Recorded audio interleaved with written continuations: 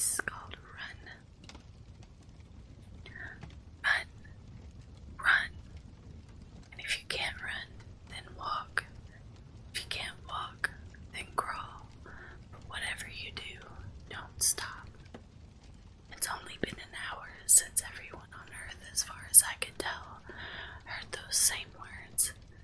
I was already walking through the park when I heard them. After seeing what happens, I won't be stopping anytime soon. It's been 2 hours now. I've kept walking. I'm tired, but stopping is not an option.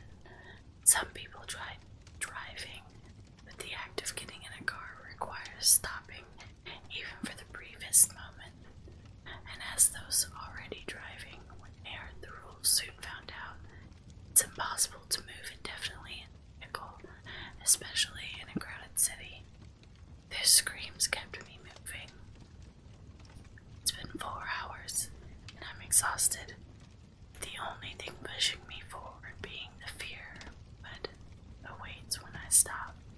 And yes, I mean when, proven by plenty of those around me. Eventually, I'll have to stop. Some have just given up, accepting their fate only to immediately regret the decision. Some just couldn't take the screams anymore. I simply couldn't see the point of continuing. And when every step I'm starting to become more like the latter. It's been about 6 hours. First time I saw what happens up close, I was walking aimlessly down an alley, trying to get away from the madness, when I saw a young man no more than 16 crying. It didn't even register at first to me until he made eye contact with me. He had stopped moving. His eyes were bloodshot, and not just whites around his pupils. I mean, the entirety of his eyes were crimson red, black tears streaming down his expressionless face. And then he smiled, a wide, toothy smile that would scream joy if it wasn't followed by animalistic screams that would give the biggest horror fanatic nightmares.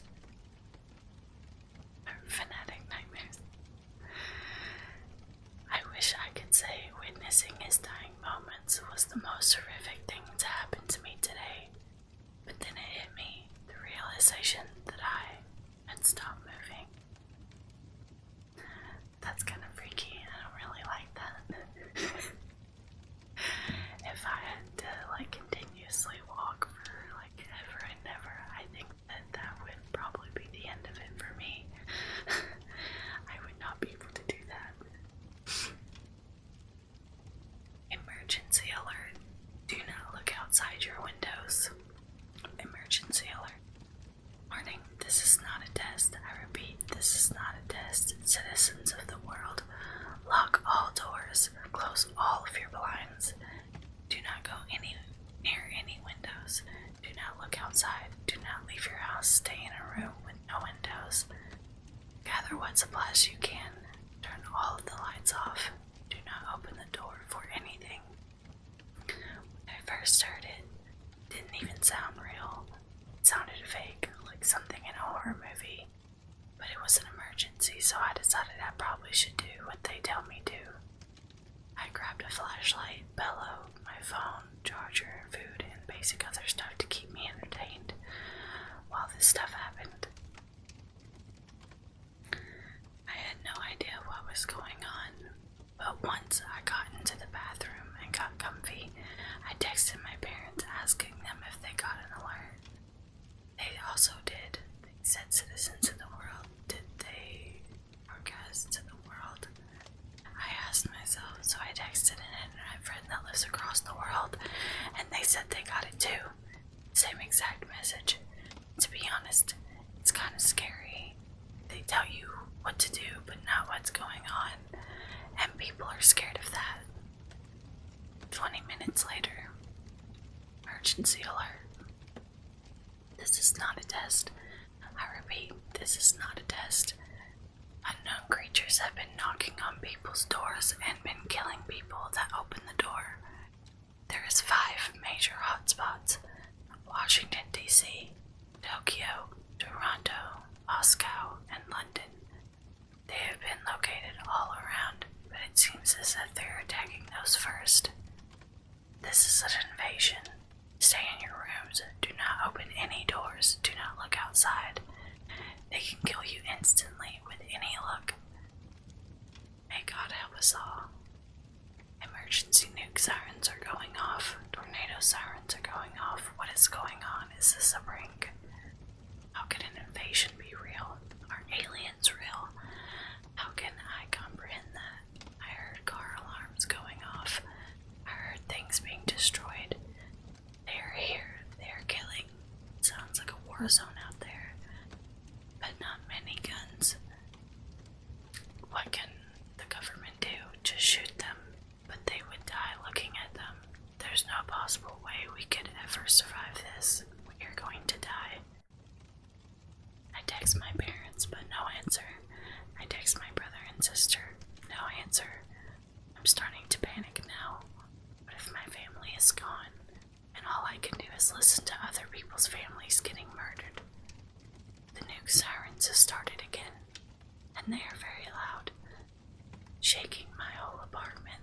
I wonder what the other people in my building are thinking. Probably like me. This is it. This is the end of the world. Everyone on this planet will die. I hear a knock at my door. I don't answer it. I hear someone screaming for me to open it. I mean, it sounded human. Should I open it? No, that would be stupid. Emergency alert. This is not a test. I repeat, this is not a test. The extraterrestrials are attacking every major city in the world. There's a lot of them. You've found out what they want. Stay inside. Millions, if not billions, are dead. Stay inside. It's as if the government have given up now. There's no way to fight, and these messages are less helpful each time they come on. If billions are dying, I don't know how we can survive this. I mean, I have so far, but it doesn't sound like for long. I hear buildings being destroyed. I hear cars being destroyed. My building has been hit a few times. I'm hearing my world crumble before me. At this point, there's no reason to hope anymore. There's so many dying, and there's so much chaos. They will get anyone. I would love to know what one of these things look like, but if I see them, I'll die. I hope sometimes someone takes a picture, and if we do survive, I want to see it. I want to see what's killing us. But the end is nowhere near, and I don't know how many people we have left. Should I just kill myself? Maybe I should die before they get me. I don't want to die by those things. Plus, what if I do survive and get survivors killed? Then there's no way Emergency alert. This is not a test. I repeat, this is not a test. The extraterrestrials have left and left billions of people dead. If you are alive, please tap the button on your phone now. If on a radio, tune to 104 and state your name and city. We will update you in 20 minutes. There's no way I would want to live. That's what I was gonna say, and yet, somehow, I'm actually alive. Do I want to die now? Well, no. But many people are alive. What did these things want? Why did they attack us? There's too many questions to even ask right now.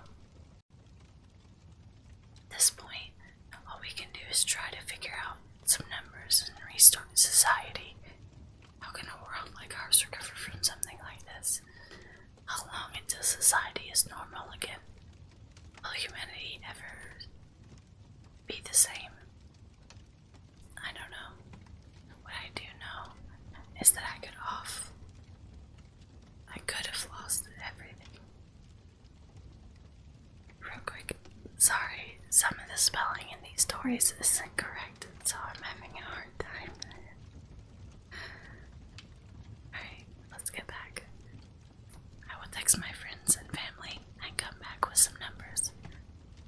Emergency alert. This is not a test. I repeat, this is not a test. We've reported a little over 1 billion people accounted for. Not every country has the technology, so we will investigate those countries in the coming months.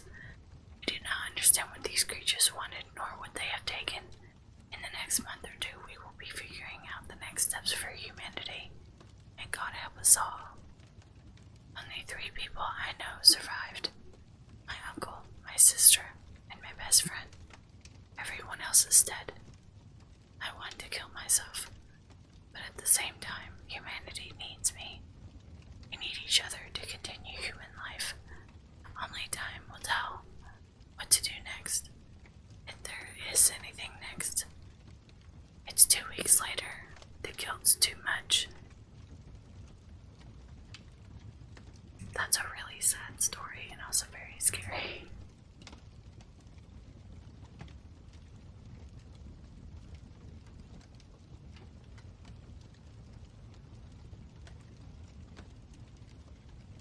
Okay, so this one's called Shadow. It says, "Hey Redditors, I've been grappling with the decision to share this story. It's chilling even for me, and I need to get it off my chest. It all started when I moved into an old rickety house in a quaint town, Meadowbrook. Everything was normal until I noticed my shadow. One morning while making coffee, I saw my shadow against the sunlight streaming through the window. It was eerily elongated and more vivid than a normal shadow should be. Dismissing it as a trick of the light, I went about my day.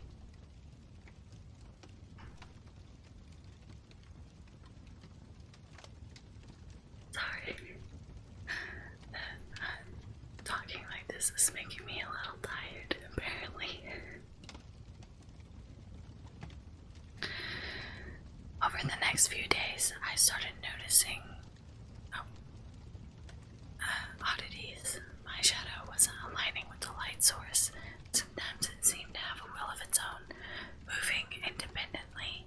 It gave me chills, but I rationalized it as stress-induced hallucinations. Then one day, it disappeared entirely.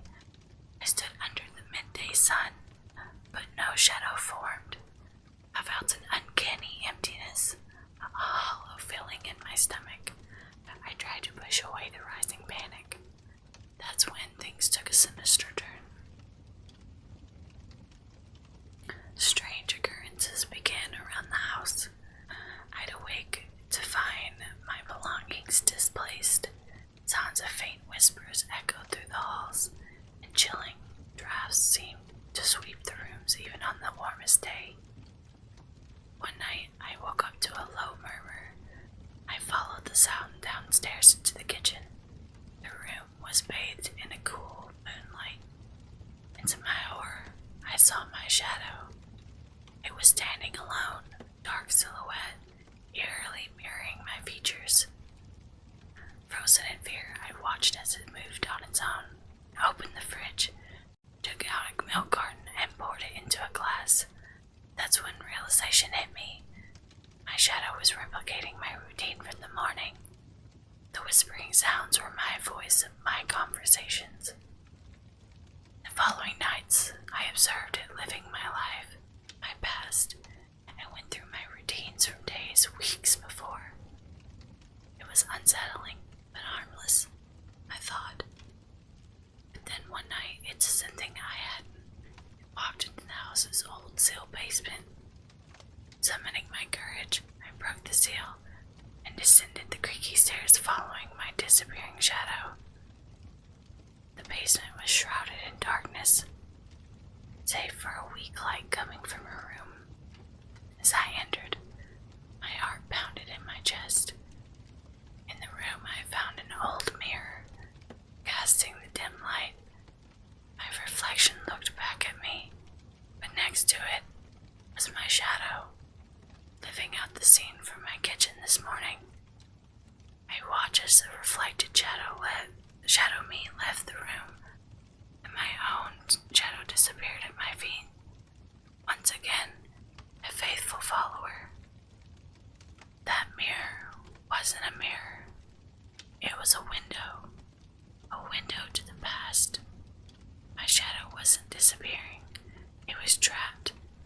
forced to relive my yesterdays over and over.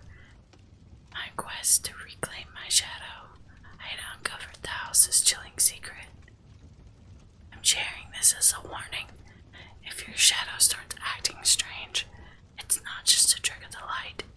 And if you were to ever move to a quaint town like Meadowbrook, find an old rickety house for sale, think twice before calling it home. That's a little freaky.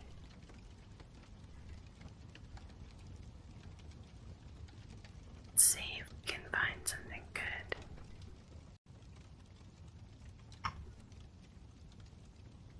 This one looks pretty good. It's called Don't Google Yourself.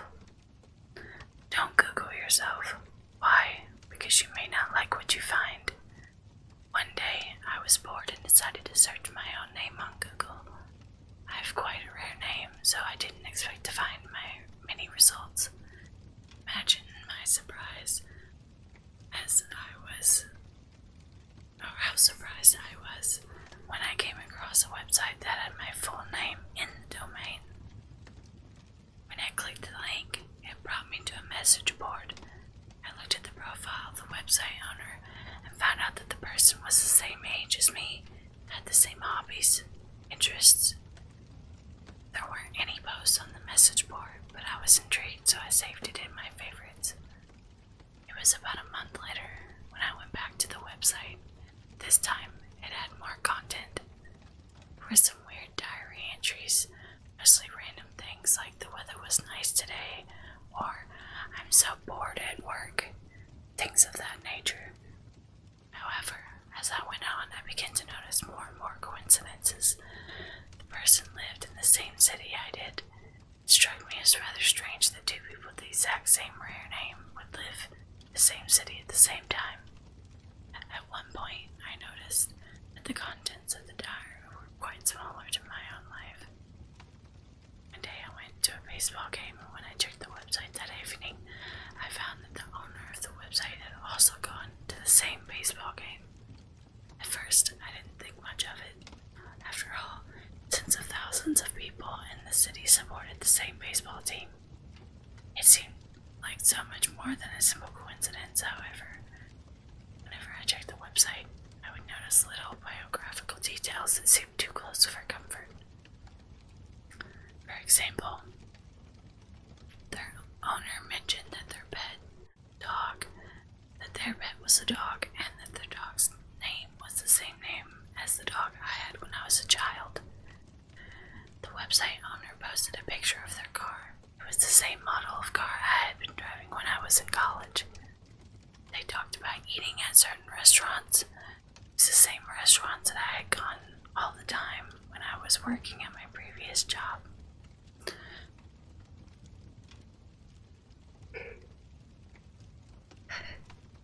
I can't stop yawning.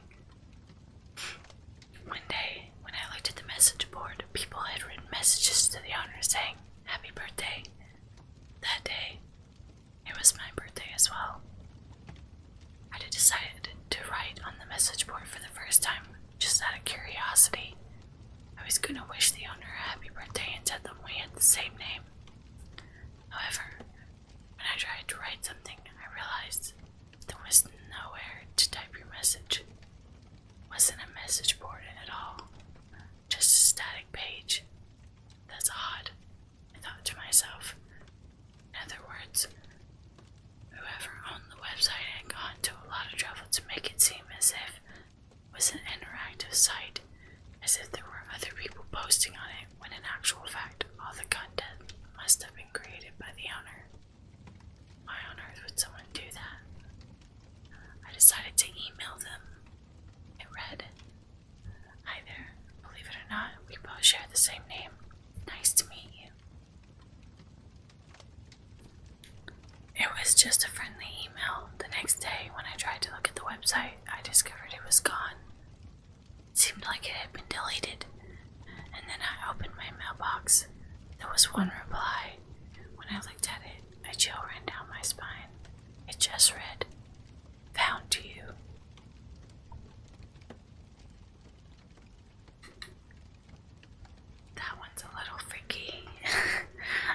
sure that I would end up being too comfortable if people found out who I was, because they put up a fake website pretending to be me.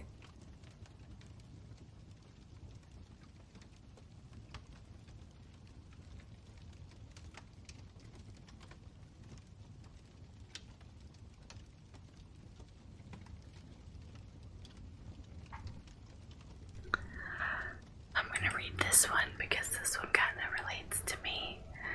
I am a sleep talker, and it can get quite scary sometimes for my boyfriend. He's not always super excited to wake up and hear me, like, talking and doing, like, weird things like that. And I always find it hilarious because I know I'm asleep, but sometimes it does freak him out. It says, my girlfriend talks in her sleep. My girlfriend talks in her sleep. At first it was cute and hilarious to tell her what she said. It was harmless nonsense. The sky is folding, or we need to raise the ground.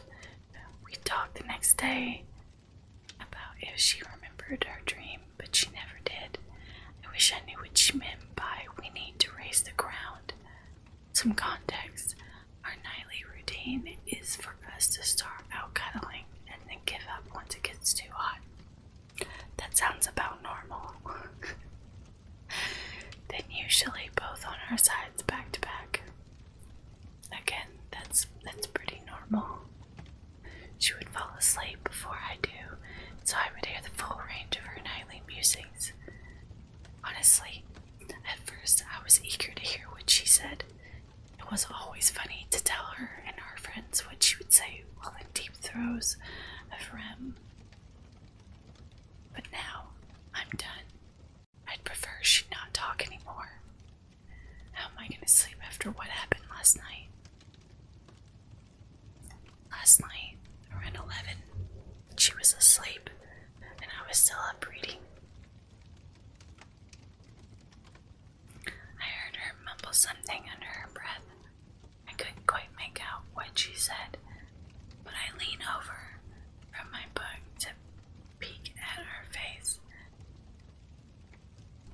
And she is sleeping soundly. I returned to my book, get absorbed back into the pages. At some point, I fall asleep. Next thing I know, I'm woken up by my girlfriend talking at full volume. I open my eyes, and at some point in the night, both of us turned to lay face to face. My girlfriend's eyes are wide open. I also do that to my boyfriend. he doesn't really like whenever my eyes are open. She's staring right at me, mere inches from my face. Her eyes are vacuous, like she's looking through me. These eyes, man, it's like she was straining to widen them as much as possible. Those are the eyes I fell in love with, and right now they are scaring the absolute out of me. My heart rate skyrockets. I'm chock full of adrenaline. I throw off the covers and jump out of the bed. Looking at her, her eyes follow me like a painting, but her body stays still. For 1 second I decided that my book light was keeping her awake, and what she said was, "Can you please turn that off?" Now out of bed and looking at her, she's not right. Her body hasn't moved, but her eyes dart from looking at me to looking around the room. I dare to ask her, "Are you alright?" No response. Those eyes look at me when I speak, though. They are now deadlocked, looking right into my eyes. Her breathing hasn't changed. That is asleep breathing for sure. That's when, while looking right at me, she says in a too deep a voice, "Come back to bed, dearie."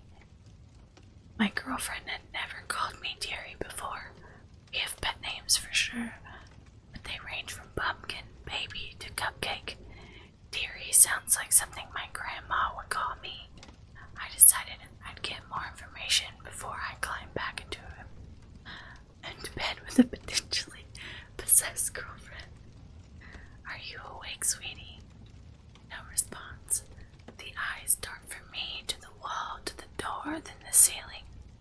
I'm about to nope out of the room when her eyes, wide open, roll back to the back of her head. The white from those eyes stand out in the dim radiance of the booklight. No pupils in sight. She insists. Of course I'm awake. Come back to bed. With a subtle tap of my fingers on the comforter, looking at her fingers now, I'm starting to come around. She's never sleepwalked before. Surely she is awake now if she's moving her hands. But looking at her fingers, as it is though she's pretending to have control. They're going in different directions. One finger is pointing straight up, the other straight down, and the others to the side. Those hands are not my girlfriend's hands. They are simulating normal movement as best as they can, though. I say, I'm going to get a drink of water, baby. Be right back. Can I get you anything? Fully planning to run out of the house the moment I am over the threshold. But I'm normally agreeable and sweet girlfriend decides I'm not allowed to leave. As serious as cancer, she stares deep. She says in the too deep horror voice, take one step out of that door, and I will rip out your throat and down your neck. Shocked, but understanding the importance of not letting this beast know I'm in trouble, I reply, as interesting as a proposition as that is, I'm going to. And thinking quickly, I grab my water bottle from the stand. This doesn't please my girlfriend, and she decides to start screaming and fingering her way towards me. It's a supernatural scream, so high-pitched and bird-like, I feel as though my neighbors 3 houses down were gonna ask us if they heard us last night. As fast as I can muster, I unscrew the lid and douse her in water, like I knew what I was doing. Her eyes closed, her garbled appendages normalized, and she is back to sleep. I am going to sleep on the couch, maybe forever. She'll understand when she's awake. And there is a part 2.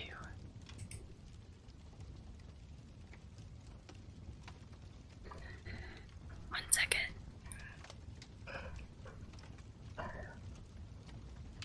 Sorry, I'm getting a little tired. So, my girlfriend talks in her sleep. Part 2. My hands tremble over the keyboard and I may have a concussion, so please forgive any typos or brevity of my update.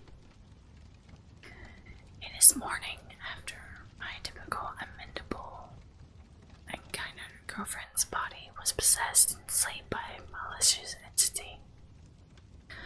I've been distant this morning, so she knows something is amiss, but obviously still reeling from the experience. I can't tell her that she's tried to rip my throat and down my neck. I'm tired. Obviously I didn't sleep. But I did stay up most of the night with all the lights on, feverishly clutching my water bottle in the living room. The demonic beast inside my girlfriend managed to creep its way back into control sometime soon after I exited, and pinned closed with a dining room chair. Given her eye movements and the activation delay, my theory is that the beast is allowed control during REM. But what do I know? It spent most of the evening attempting to coax me back into the room, this time with a pinch more emotional intelligence, calling out to me in what was as close to my girlfriend's normal voice as I could manage.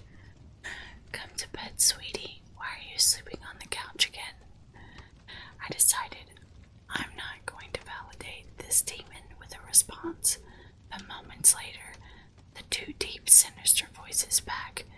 If you don't open this door, I will basically harm the cats. I'm not gonna say that.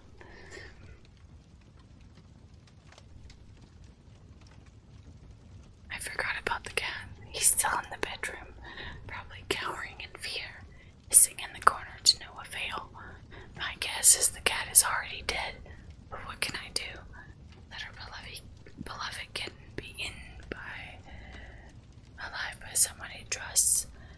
I've seen enough horror movies to know that this is the moment I have to decide to do something dumb or heroic, or die on screen while everyone yells about how much of an idiot I am before opening the door. I may have more sympathy for these characters now.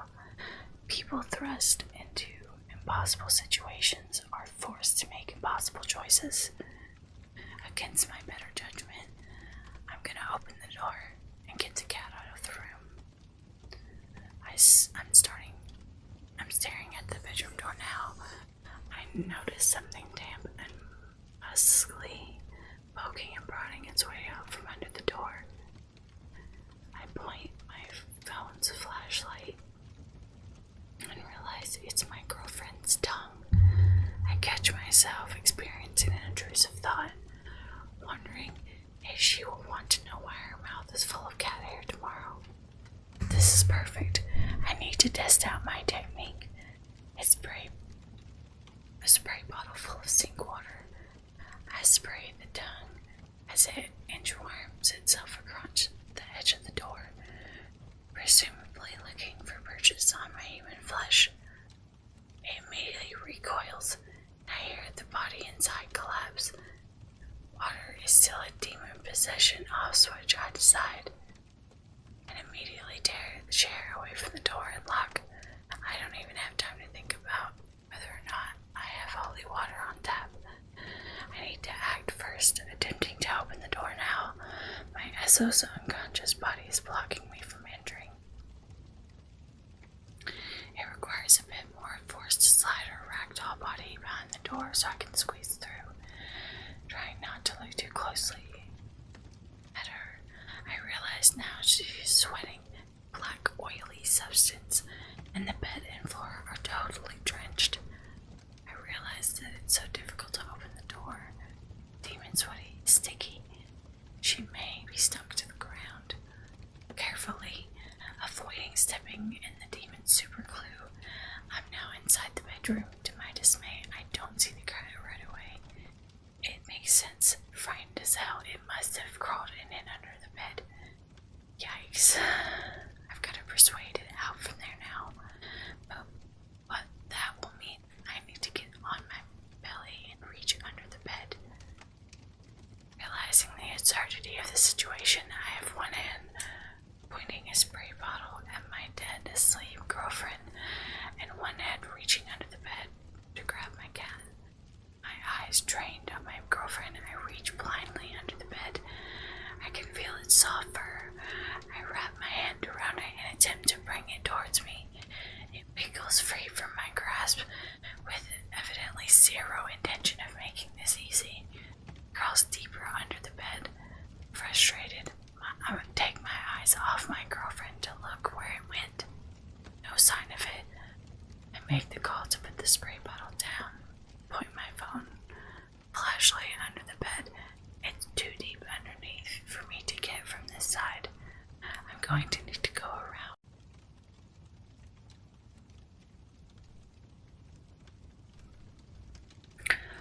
Pulling my head back from underneath the bed, I realize my fatal error.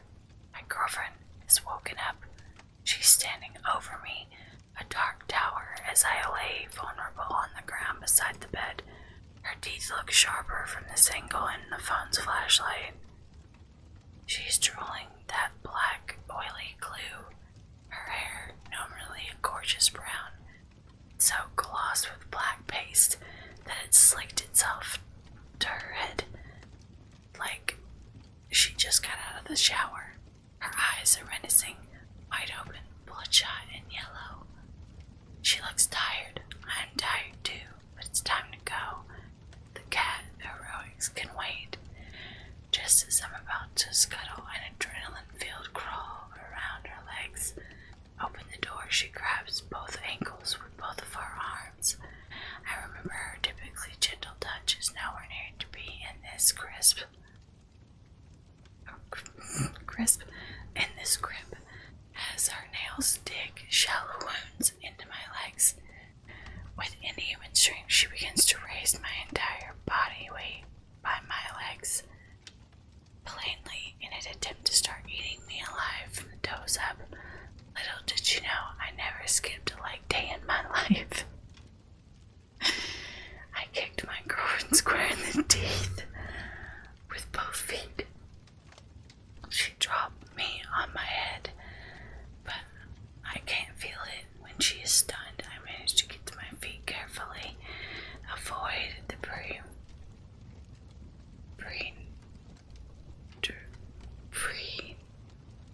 preternatural.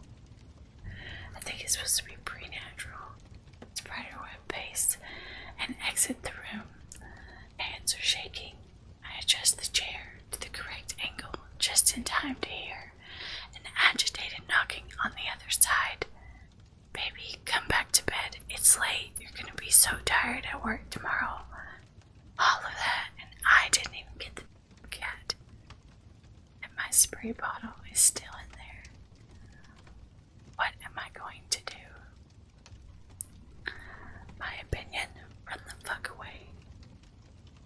Run, run, run.